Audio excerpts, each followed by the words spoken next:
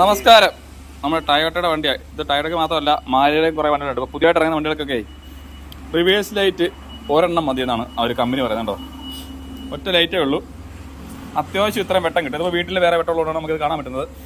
എന്നാൽ പല ഭാഗത്ത് നമ്മൾ എലിമെൻ്റല്ലോ ഇരുട്ടായിരിക്കും. ആ സമയം നമുക്ക് ഈ ഒരു ലൈറ്റ്, ഡ്രൈവർ സൈഡിൽ ലൈറ്റോട് മാത്രം നമുക്ക് എന്ത് കണ്ടുപിടിക്കാം. നമുക്ക് അപ്പർ സൈഡ് വേണ്ട ബ്ലാക്കാണ്.